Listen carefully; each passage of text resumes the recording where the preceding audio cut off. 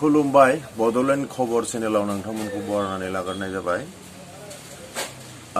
आसामनि एसेम्बलि इलेक्शननि थाखाय बिजेपिआबो गावसोरनि इस्ताहारखौ फोसावबाय, खोथा होबाय आरो बे खोथा होनायफोराव दङ 2 लाख सरकारि साख्रि आरो 10 लाख लाइमोन फालांगिरिफोरा राङारि अनसुंथाइ मोनगोन आरो गोदानै 15 लाख नखरा पाक्कानि न' मोननो हागोन आरो लामाफोर दालां एबा गुदि बिथानि जौगाखांनाया आरोबाव बांसिनथार जागोन आरो रेशन कार्डनि गेजेरजों बाङाइ बेसेनाव जाग्रा आदार मोनगोन। गोदानै 40 लाख आइजोफोरनिसिम फिन उद्यमितानि रां होनाय जागोन आरो गोदानै 15 लाख आइजोफोरा अरुणोदयखौ मोननो हागोन। फारि फारियै बे धोना 3,000 रां जागोन।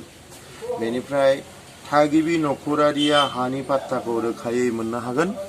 बेनिफ्राय गुदि थाखोनिफ्राय पोस्ट ग्रेजुएटसिम बेसेन नाङै सोलोंथाइ होनाय जागोन।